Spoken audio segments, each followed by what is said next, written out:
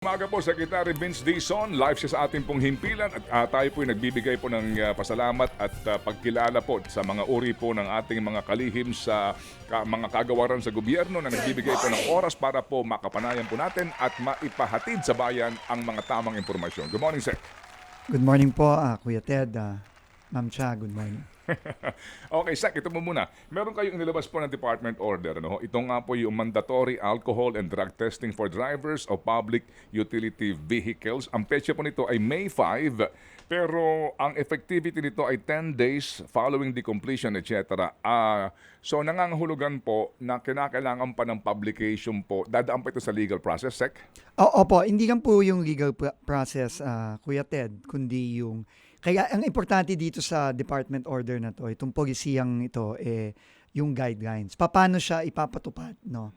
Kasi alam mo, kagaya nga nung sinabi ko, paulit-ulit nung itong mga nakaraang araw, sa atin naman, hindi naman problema yung polisiya, yung batas, yung regulasyon. Ang problema natin madalas yung implementasyon, yung enforcement. No? So,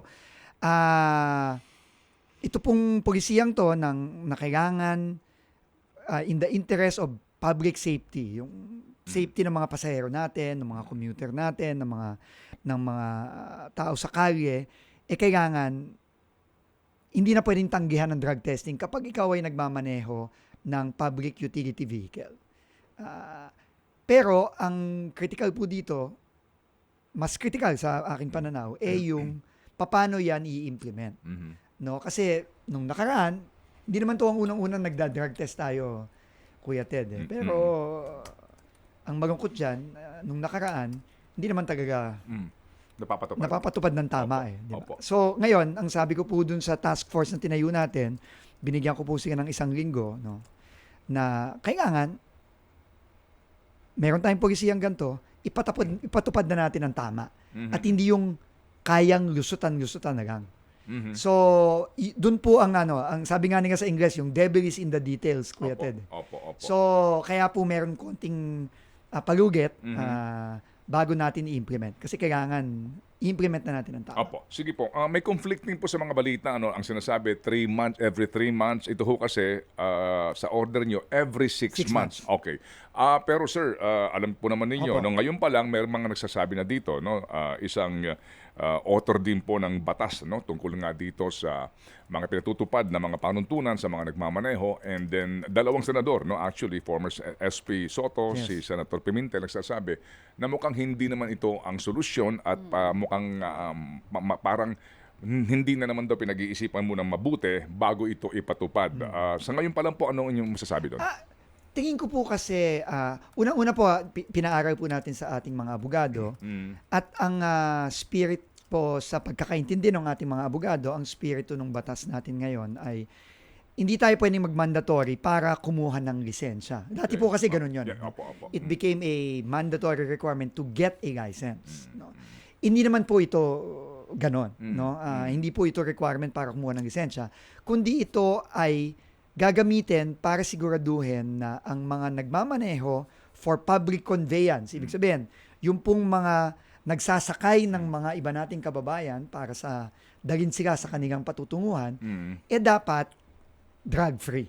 At ang paraan natin para masiguro o ma-deter, mapigilan itong paggamit ng droga sa mga taong nagmamaneho para sa mga kababayan natin, itong mandatory. Dahil, alam nyo ho, nung Holy Week, halos 100 po. Random lang po ito. Yung random lang po ng PIDEA. 100 po ang nag-test positive. Opo. So, ibig sabihin po, medyo madalas po itong nangyayari. At kapag ang ating mga driver ng bus, jeep, motorcycle, taxi, tricycle, nasa impluwensya ng droga, siguro naman po mag-a-agree tayong lahat na delikado po yan. Okay. Sige po. So, meantime, dadaan muna po ito doon sa sinasabi pong proseso. Pero ngayon pa lang po, ikaho ninyo, ang inyo pong task force ay agad nang makikipag-ugnayan sa lahat ng mga binibigyan ng prangkisa sa land transportation na ngayon paghandaan na ito. Paganda na, parating na po ito. Opo, and then mukha po yatang yung Solid North ng isang balita ngayon, sila mismo na ang nauna ngayon, may report Opo. sa go ahead, sir. Opo. Iano na po sila, minandate na po natin dahil nga sa napaka grabing aksidenteng nangyari sa SCTEX na 10 mga kababayan natin ang namatay. No? 4 doon bata. Sinubject po natin ang unang-una, ang buong fleet ng Solid North, sinubject po sa roadworthiness test. So, check po ang mga bus nila kung yan po ay okay. At ikagawa, lahat po ng kanilang driver ay sa subject sa drug test. Okay, sige po. Sige, so meantime po naman, Secretary, yung pong concern ang City Bus Drivers, ang City Bus Operators Association, ang ilang pong mga nasa trackers group din, nagpahayag din po, bagamat sumasang-ayon sila sa adhikain po ninyo at ng kagawaran na maging mas ligtas ang ating pong transportasyong panlupa. Yun daw pong sinasabi na paglilimita sa 4 na oras lamang na pagmamaneho ng mga drivers. Para daw kasing medyo sa sitwasyon natin, iba-iba. No? Yan bang 4 na oras na yan, nagsisimula sa pag-alis mo doon sa terminal kasi dadaan ka nga naman daw ng pagkatinding traffic, and then yung mga trackers din daw po, may sinasabi sila na doon pa lang sa port area, kakain ng 3 oras sa kanila sa loob nun. So kayo ho ba daw ngayon talagang buo na ang loob doon sa 4 na oras na yan, o ito po ay subject pa rin for review? Unang-una po, yung 4 na oras po ay review po ng ating task force ang kagawaran sa ibang bansa. No? So, sa Europe po, 4 na oras. Na tuloy-tuloy na pagmamaneho. Obviously, hindi po kasama dyan yung nakaparada sa terminal, hindi pa po kasama yon. No? Yung tuloy-tuloy po na nagmamaneho ka, 4 na oras. Sa Europe, ganun po. Sa ibang bansa sa Asia, tulad ng Vietnam, ng Thailand, 4 na oras din po. No? Sa ibang bansa naman, tulad ng Amerika, mas mahaba. No? Ang continuous driving sa Amerika, dahil magalayo ang mga binabiyahe nila, umaabot po ng 10 oras, no? Ang continuous sa Amerika. So, para sa akin po, kailangan po, unang-una, ngayon, 6 na oras tayo na continuous driving. No? Yung pong sa Solid North, based on eyewitness account, although wala pang final na findings ang PNP, mukhang nakatulog po talaga yung driver. At yung pong mga pasero sa loob, nagsabi na ho sa amin na napapansin daw ho nila na talagang medyo naiidlip na. Inamin po naman ng driver actually. Inamin talaga ng driver. Na nakatulog siya. So, klaro po sa amin na ang current na sistema hindi epektibo. So, ito po ang maaming mga pinuput forward na mga pagbabago. Libre naman po ang ating mga asosasyon na magbigay ng kanilang mga suggestion. Pero naniniwala po kami, kailangan na pong magbago nitong mga current na pamamalakad natin sa road safety. So ano ho ngayon? Ano ngayon ang inyong decision dito? Final na ho ba ito through a department order? Wala pa pong department order doon sa oras. No? Binigay po natin yan sa ating task force. Okay. Binigyan po natin sila ng 1 linggo para magrekomenda. Okay. So, lahat naman po yan subject sa konsultasyon. Pero ang hinihiling ko lang po sa ating mga asosasyon, truckers, bus, taxi dapat, lahat. Taxi lahat. Dapat siguro, aminin na natin na ang mga regulasyon ngayon, ang mga pamamalakad ngayon, hindi nagre-resulta sa mga ligtas na kalye. At in fact, nagresulta sa kabaliktaran. Na ang mga kalye natin ngayon ay hindi ligtas. Sige. So, itong task force po, binibigyan nyo ng 1 linggo kanyo, Secretary, kasi nga baka din po sabihin ng mga taxi operators, di ba? Meron kami mga taxi driver, buong araw nilang hinahawakan yung taxi and then pumaparada yan pag matutulog. Continuous driving naman po. Continuous yun, di ba? Opo. So, ano ho ito? 1 linggo para magkaroon muna ng consultation and then magkaroon na po ng draft na maaari po ninyo ma-review. Magkakaroon po tayo ng draft ng mga panukala after 1 week. Okay. Sige. Siya? Yes po. Tungkol po dito sa kasama rin sa bagong patakaran ng DOTR Secretary, sinasabi niyo po dito, mas paiigtingin yung pagkuha ng driver's license. Alam natin sa ngayon yung mga fixers, nandiyan pa rin po. Ito rin ang reklamo ng ilan na yung ilan talagang napakadali po no sa iba't ibang LGUs makakuha ng lisensya. Ano po ang plano ng inyong ahensya para po sa driver education program natin para maiwasan itong mga aksidente na ito? Opo. Unang-una po, no, itong fixer, Nandiyan na talaga. dekada na ho yan. Yes po. No, Oo. and bata pa ho tayo, nandyan na ho yan, no. Pero ito, may papakita lang ho ako, Kuya Ted. No? Go ahead, sir. Makikita Go ng ahead. mga kababayan natin. Mm. Ito po nakita ko sa internet, pinadala ho sa akin ng mga ating mga concerned na citizen. Ito po, no? Kung makikita nyo, makikita ho ba? Mm. Ito ay Okay. isang internet Facebook page Oo. na may logo ng LTO yan, Kuya Ted. Oo. Tarlac Driver's License Online Assistance. May logo po ng LTO. Pinadala ko na po ito kay Asik Bigor Mendoza tsaka sa okay. ating sorry. So ano pinalalabas dyan, Nakalagay Sek? po dito. Oo. Babasahin ko. Student permit. Oo. 100% no fail. Ba? Ibig sabihin, hindi pwede, walang siguradong bagsak. pasado. Oo. Okay. Oo. Non-pro. Mm. No actual driving. Nakalagay. Oo. No actual driving. Etc. Opo, okay. So, obviously, fixer to na illegal. Obvious. Pero may LTO logo yan. Logo, opo. So, ang mga kababayan natin, pag nakikita nila yan, Mm. syempre naman, Baka kumagat, no? Opo. hindi ho baka, siguradong kakagat. No? And obviously, may bayad yan. No? Ito na. Mm. May mga bayad dyan, 1,000, 1,500. So, ito yung sinasabi ko sa LTO. Pinakita ko ito kay Asik Bigor. Sabi ko, Asik, medyo sampal naman sa mukha mo ito. At sampal sa ahensya ito. Ginagamit ang logo at obviously illegal ang ginagawa. Oo. Pero ito na po ang ang kalakaran eh. Mm. So ito yung sinabi ko na kailangan magbago, Kuya Ted, no? At kasama po ito doon, no? So papaigtingin po natin ang pagkukuha ng lisensya, ang pagre-renew ng lisensya, ang pagkukuha ng rehistro ng mga sasakyan, yung roadworthiness check. Alam naman natin na hindi naman totoong roadworthiness yan. No? Opo. Sabi ko nga ho, yung usong-usong nga ho sa LTO, yung kalakaran ng atras abante, di ba Kuya Ted? No? Yung, lalo na, ang masama pa dito, ginagawa yan madalas sa mga truck tsaka sa mga bus. yan pa naman ang pinaka-delikado sa kalye. Kasi pag yan nakabangga, malaki ang posibilidad na may mamamatay po dyan. Sa laki po nitong mga vehicles na to. Opo. Ang problema ho, pag kukuha ka ng lisensya para mamaneho ng truck, atras abante nga ho yan madalas hindi ho pwede yan. No? Kailangan ho magbago na talaga to. So, sige. yan po ang inutos natin sa ating task force. Tignan ang iba't ibang bansa. Tignan ano ba ang mga sistema, ano ba ang mga requirement, ano ba ang mga protocol.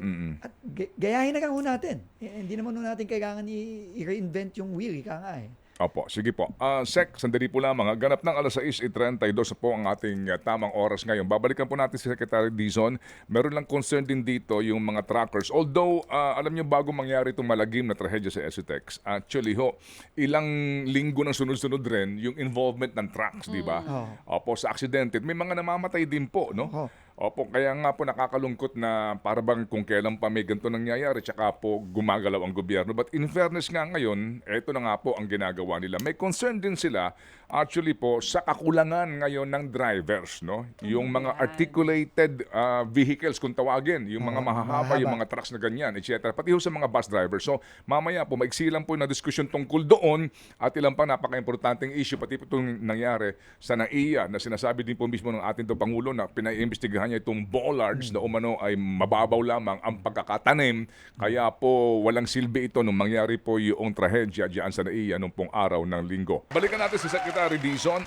Napag-uusapan po namin dito off-air, no? Yung Motor Vehicle Inspection System, napakalaking bagay po nito to make sure na roadworthy ang mga bumabiyahe sa ating mga lansangan, pribado man o hindi. Dati po nag-introduce yan yung dating mga pinuno po ng kagawaran.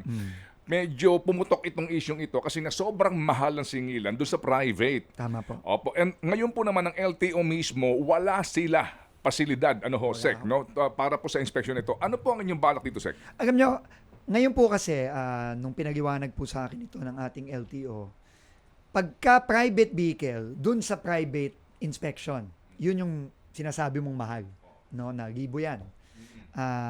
Ang public, yung mga jeep, bus, etc., LTO ang gumagawa niya. Ang problema, tinanong ko, simpleng tanong lang. Kaya ba ng LTO i-inspect ng tama ang libo-libong mga bus, jeep, etc. Trucks. Taxi, Mm. truck, etc. Oo. Ang sagot sa akin, hindi. So sabi ko, bakit ganun kako? So ibig sabihin, hindi na-i-inspect ng tama.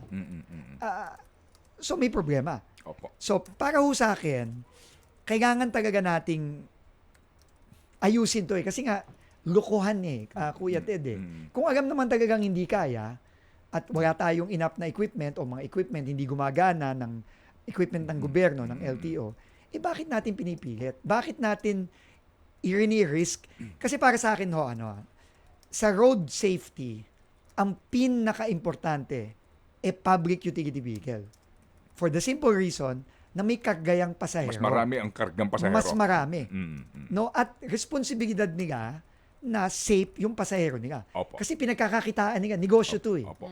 Di ba? Yes.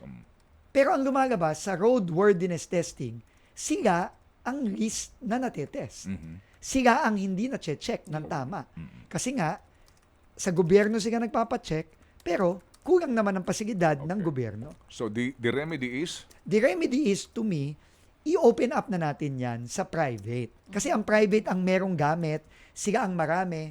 Ang MBIS po, yung sa gobyerno, ano lang yan sa mga LTO, regional lang yan. Hindi, tsaka hindi lahat ng region gumagana, sir, ha? Correct. So, kung sa regional lang yan, mahigit 10 region lang yan, Oo. tapos hindi pa lahat gumagana. So, less than 10 lang yan to test thousands Oo. of Tsaka trucks, buses. Ang layo nung regional Ang office, layo. no? Sa So, ibang mga talagang- lalawigan. Oo.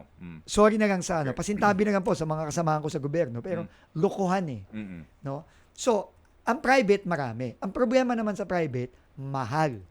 At hindi mo naman kayang i-expect ang isang jeepney operator o jeepney driver na dyan magpates. Kasi libo-libo yan.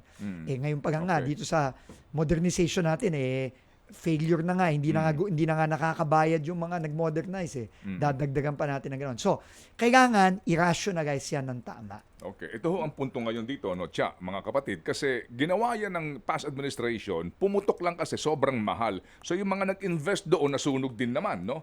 So how do you solve that conundrum?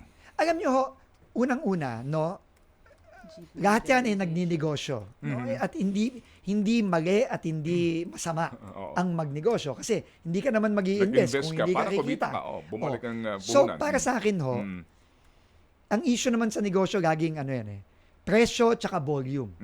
Ngayon, kakausapin po natin itong mga private na providers na ito. Kung ba pati ang public sa inyo na rin magpapatest, ano ba ang fair at reasonable na presyo given na dadami ang volume ninyo? Ikagawa, pwede bang iba ang presyo ng public sa private? Tingin ko tama lang naman yon, di ba? Kasi pag private, kaya naman nila magbayad, no? Pero ang public, medyo mabigat yan, no? Lalo na sa mga jeepney mga jeepney operators natin. Hindi magaan na magbayad ng libo. So, yan po ang pinapaaral natin ngayon dun sa ating task force. Paano ba natin i-rationalize to para hindi nalukuhan ng sistema? Opo. Diyan ho, magkakaroon ng consultation sa Syempre. mga apektadong sektor. Of course. Definitely. Siyempre po, kailangan i-consult ang mga operator, ang mga bus company, ang mga tracker.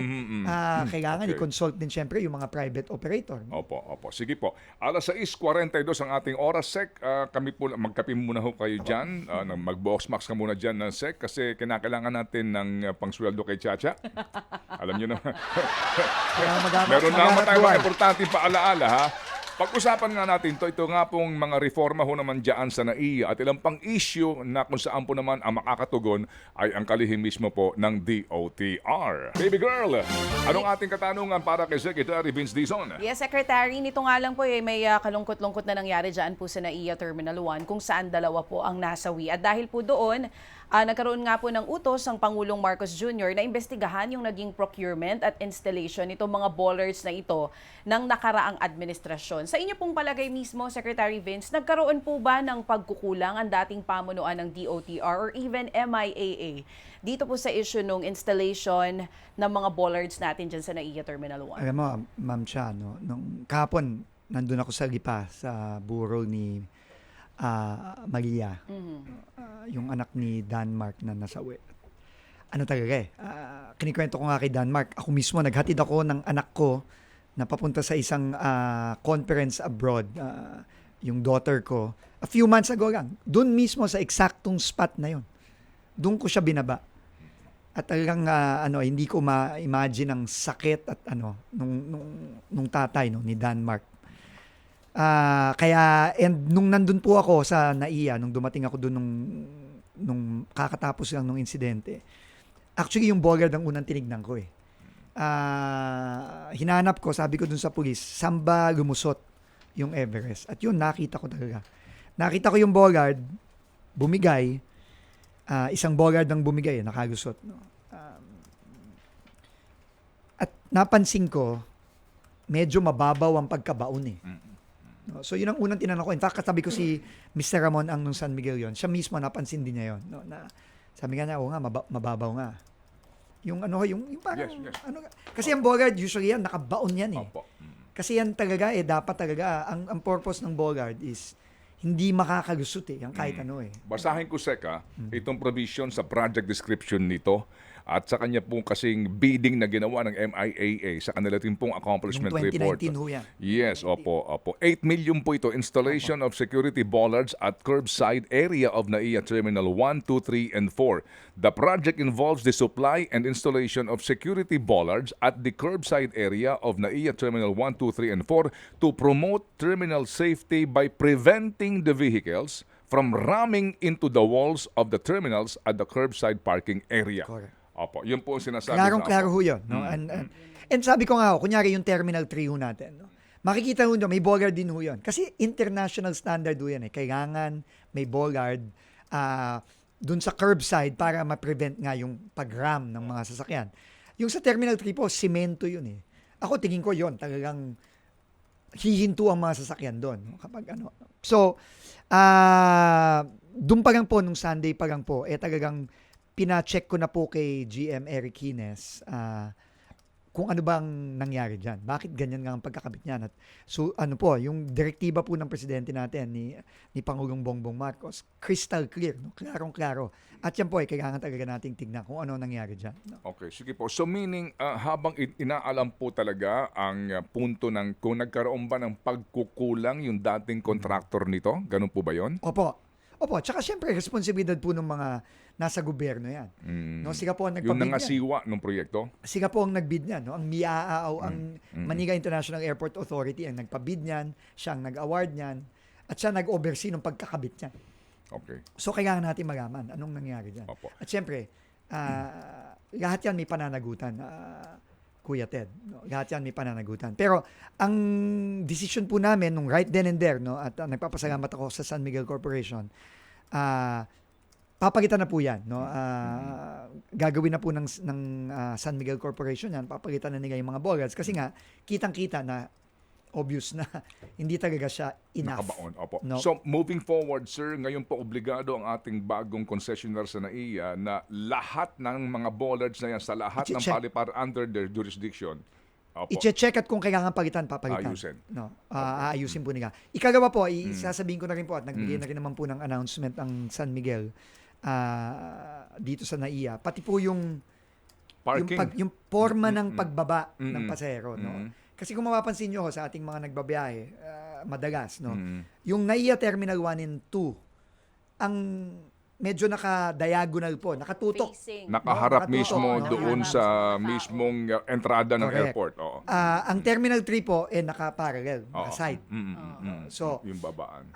inaayos na po nila ngayon, babaguhin na po nila yung Terminal 1 and 2. Ipapareho na po nila yan sa NAIA 3. Opo. So, naka-side na po yan, hindi na po yan nakatutok. So, ang masakit lang talaga, Kuya Ted, na kailangan may mangyaring ganito bago natin na baguhin itong mga bagay-bagay na ganito.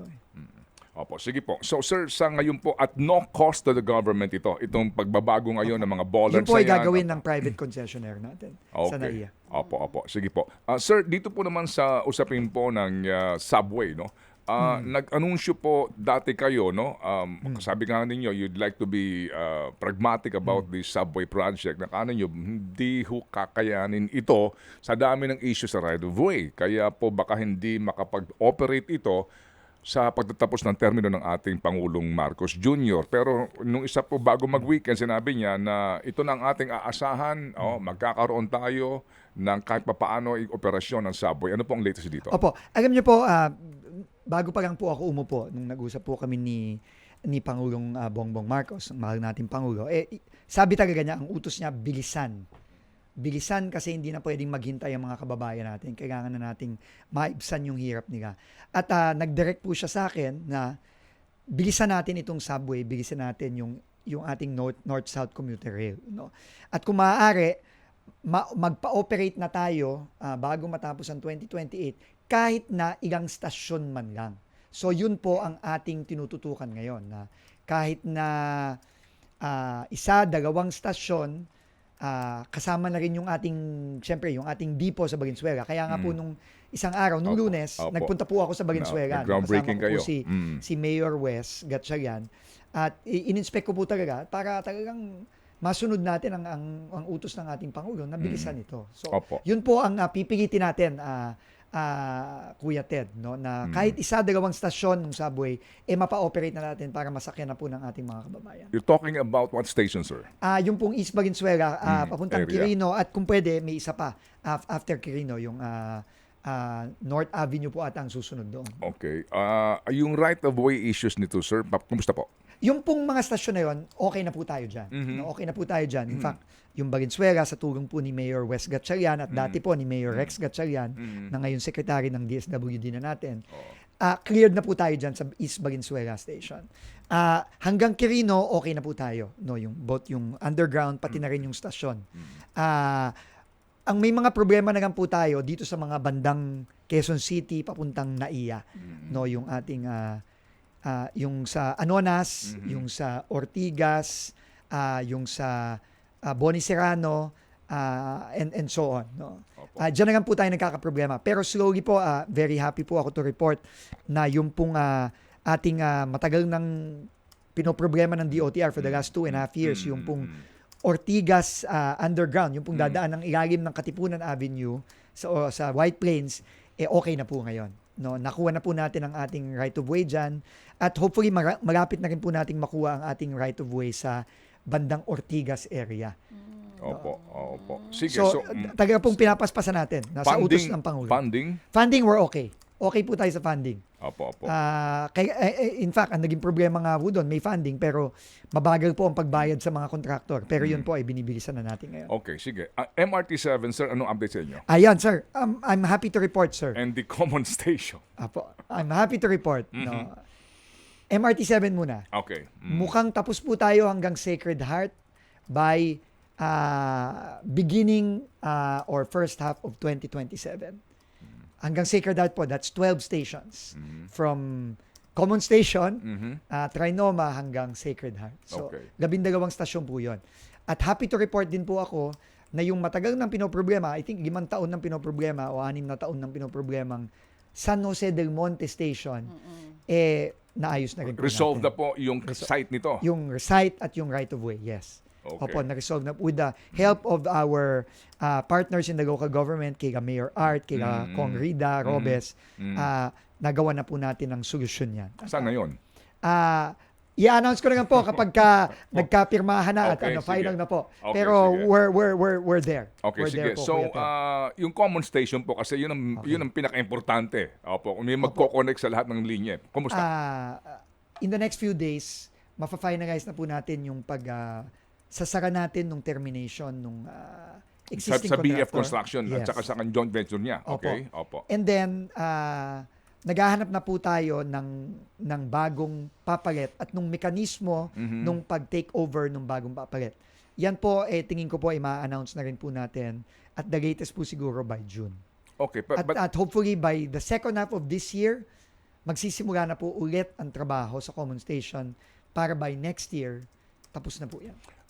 But definitely, hindi makapag-ooperate ang MRT7 kapag hindi completed yung common station. Kasi dapat doon talaga siya mag-originate o magpuputol ka muna hanggang UP. Opo. Na Tayo paano po? tayo po muna, kung hindi pa po, ang goal po natin, Okay. no, ang ultimate goal natin, matapos na ang Common Station, kasabay ng simula ng operation ng MRT7. Okay. Which is, hopefully beginning of 2027 ang commercial operation. Mm-mm.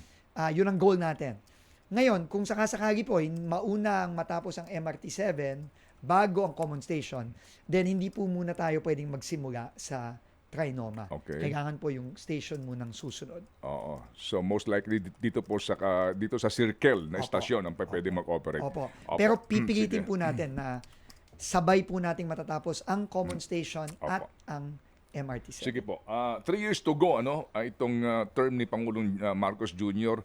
Ano po talaga ang maaaring sabihin na very problematic at hindi gumalaw na train project sa buong Pilipinas? Opo. Ang pinaka-problematic po ay yung mula mula West Valenzuela, yung ating North-South Commuter Rail. Mula Valenzuela, papasok ng Maynila, papuntang Calamba. Okay. Yan po ang pinakamabigat. Kasi po yan napakabigat po ng right-of-way issue niyan. Kasi dadaan po sa gitna ng syudad. So kung mag-ooperate po itong North-South na ito, saan pong magsisimula ang istasyon papunta ng Norte? Valenzuela hanggang Malolos. Clark. Diyan po, kampante tayo, Valenzuela hanggang Malolos. Tapos po yan at operational na po yan bago matapos ang term ng ating Pangulo. Hindi abot ng Clark? Pipilitin po nating paabutin hanggang Clark. Kasi yan po, mabigat din ang right-of-way issue dyan sa Kalumpit, sa San Fernando, sa Angeles. Pero yan po, pinapaspasan po natin yan. Ang goal po natin, Valenzuela hanggang Clark. Opo. Yung Manila to South. Yan po, medyo hindi po matatapos yan.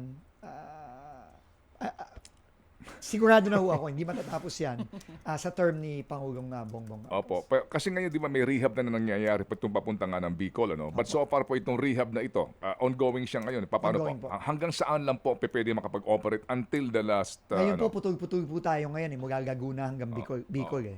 So, meron po tayong portion sa Laguna, papuntang Quezon. Meron din tayong portion ng Quezon, papuntang Kabikulan. Opo. So, inaayos po yan ngayon. Pero ang gusto ko po sanang mangyari, alam niyo naman po na kansila yan. No? Yan po ay dating proyekto kasama ang China. Opo. Pero yan po ay nakansila. Ang tinatrabaho ko po ngayon talaga ng maigi kasama ng atin ng rail team, magkaroon po tayo ng funding, at least mapondohan po natin through bilateral or multilateral loan, yung pong Bicol Express po natin. Okay. Yung Mindanao, sir, kamusta po? Isa din pong problema, nakahinto din po yan dahil naputol din po ang funding yan. Hinahanapan din po natin ng pondo yan ngayon. Opo. EDSA Busway. And sa busway po, mag-rehab na po tayo this year. In fact, magsisimula na po yung ating pag-procure ng rehabilitation ng 8 stasyon ito ng Mayo at June. At hopefully po masimulan po natin ang trabaho by the 3rd quarter of this year. By next year po, naka-rehab na po tayo dyan. At mag-rehab tayong ulit ng 2026 kasi alam nyo naman po, malaki ang nabawas sa DOTR budget. So, humingi po tayo ng dagdag na budget para sa EDSA Busway for next year. Para ma-rehab na po natin yung buong linya at makakapagdagdag pa po tayo papuntang MOA, magdadagdag tayo ng 2 stasyon sa Pasay tsaka sa Asiana. Okay. So ang target po ninyo, ang completion nito, 2027? 2027, opo. Okay. Kasi meron pong phase 1 tayo ng 25 to 26, meron po tayong phase 2, 26 to 27. Okay. Sir, ito pong PUV Modernization Program, ang inyong mga nakakomperensya po nung isang araw, nagpalabas po ng balita nga na sila po ay umaasa sa inyong ipinangako na after Holy Week daw, magkakaroon kayo ng desisyon doon sa mga hindi nakapag-consolidate Tama po. at nawalan po ng hanap buhay. Ano pong latest dito? Opo, umihingi po tayo ng paumanhin sa kanila, no? At medyo nagtagal po ito, inaamin natin. Pero, i-announce ko po for the first time sa programa ninyo, Kuya Ted. Kahapon po, pumirma po ako ng department order na sinasabi na bubuksan po nating muli ang sinara noong Abril 2024 para dun sa mga hindi nakapag-consolidate at hindi nakasama sa PUV modernization. Magpo-provide po tayo ng provisional authority, 1 year, renewable, extendable after 1 year.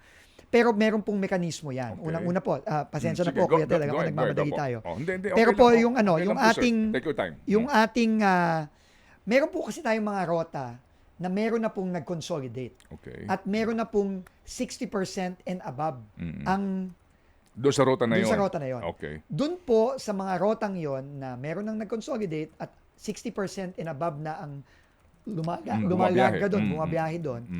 Ang option po nung ating mga hindi nakasama ay sumama dun sa nag-consolidate na. Okay. That's an option. That's an option. Pwede silang sumama doon. Pag hindi sasama, Doon po sa mga 60% and below na rota, ay below 60% na rota, pwede po silang magbuo ng panibagong sarili nila. Doon po sila pwedeng pumasok po. No? So yun po ang option ngayon ng ating mga hindi nakapasok nung Abril 2024. They can either join an existing consolidated or they can form their own, pero para lang doon sa mga below 60% na. So yung mga rota na hindi pa ganun kadami ang nagbumabiyahe, pwede po silang pumasok doon. so paano po yung... Dati nila. Hindi. Yung talagang ayaw pong mag-consolidate sa punto ng kukunin ng kooperatiba o ng korporasyon yung mga units nila that they will not own anymore at sila ay uutang pa rin sa bangko. Paano sistema ngayon? Ang sistema ho ngayon is, yun nga ho, no? Yung kanilang mga prangkisa po, alam naman ho natin na ano na ho yun, no? Na-invalidate na yun Yes, doon oh. sa mga dating mga order. Mm. Pero, binuksan po natin po ulit ngayon yung modernization. So, pwede silang magbuo ng sarili nila. Kunyari po, ang mga taga-piston, halimbawa. Oo. No? Sila po ay pwede magbuo. Pero, pwede po silang magbuo dun sa mga rota na Below 60. below 60%. Oo. No? Kasi naman po, Pero pagbuo nila ng aren, the same cooperative pa rin, the same process pa rin o iba na? may mga babaguhin po tayo diyan, no. Oo. Halimbawa, no, ang isa po sa mga ilalabas ng ating yung special committee na kinrate natin. Ngayon po, yung mga halimbawa, ngayon po kasi no, kapag ikaw ay may prangkisa, papasok ka sa kooperatiba, iso-surrender mo yung prangkisa mo doon, di ba? Tapos ang nakalagay sa prangkisa ngayon, pangalan na ng kooperatiba. Oo. Ngayon po, ang lalagyan po namin ng slash. Kooperatiba / lahat ng mga pumasok. Aha. Para po protektado pa rin yung yung pumasok sa kooperatiba. No, kasi marami po tayong reports ngayon na hindi na nila kaya dahil hindi sila agree dun sa leadership ng kooperatiba. Wala na ho silang option. Hindi sila pwedeng umalis kasi wala na ho silang prangkisa. Ngayon po, binibigyan po natin ng opening na gano'n at opportunity na gano'n na maging mas flexible yung ating mga kooperatiba o mga korporasyon. No? Yan po ay nanggaling din po sa kanila. Sinuggest din po yan both nung mga nag-consolidate na at nung mga hindi pa nagko-consolidate. So yan po, ipapasok po yan. Paano po yung modernization po ng unit? Okay. Yung po modernization ng unit, Mhm. medyo pepreno po tayo dyan ng konti. Ang gagawin po natin ngayon, aayusin natin muna at tutulungan natin yung mga nagmodernisa na. Okay. No, yun muna. No, kasi Yung Kuya ibang Ted, hindi makabayad, yung mga ganun, paano po yan? 60% ang default rate sa mga bangko. Ha? 60%. Ang hindi nakakabayad sa tamang panahon, Opo. nahihirapan magbayad. Go ahead. Oh. Opo. So, kailangan muna natin tulungan yun. No, kailangan natin silang bigyan ng reprieve, kailangan natin tulungan. To be able to survive. To be able to survive. Ba't pa naman po natin ipipilit ngayon na kahit magsama-sama itong ating mga operator ngayon, alam naman natin napakalaking problema nito. So, may mga gagawin po tayo para matulungan muna yung mga partners natin na sumugal na at nag-consolidate na at bumili na Okay. ng mga modern jeeps. Okay. Kuya Ted, marami po pong mga gagawin dito, maraming kailangan ayusin, pero ang inuna muna namin, itong department order na I think pinablish na po sa DOTR website at mga Facebook, etc. Opo. This morning, ang importante lang po, mabigyan naman ng opportunity na makabalik at Opo. makabiyahe ng legal Opo. itong ating mga operator na hindi na nakasama at nasaraduhan. Opo. So, ito hong mga may hawak na mga lumang jeepney na papasok dito po sa mga rutang ito. Ano po Subject to roadworthiness, Yun, Kuya Ted. okay. Subject to roadworthiness. Kaya nga po, importanteng maintindihan ng mga kasamahan natin. At sila naman din po Opo. ang nagsabi na kung hindi roadworthy ang aming jeep, hindi namin yan papabiyahihin. Kailangan lang natin siguraduhin yun. Opo. Na safety ang paramount na concern natin. Kung roadworthy yung mga jeep, makakabiyahe po yan. Opo, opo. At yung pong roadworthy na jeep na yon, may sila mismo pwedeng bumuo nitong kooperatiba Yes. or korporasyon, sa kanila pa rin pag-aari yung jeepney. Opo. Yung sinasabi nyo. Opo. Ayun. Yes. Ito ang inyong, kumbaga, Ito pa ang mga reforma Adjustment, natin. no? Adjustment natin. Kasi, Opo. alam mo, Okay. Kuya Ted, sasabihin ko lang sa mga kasamahan natin, no? Last na lang.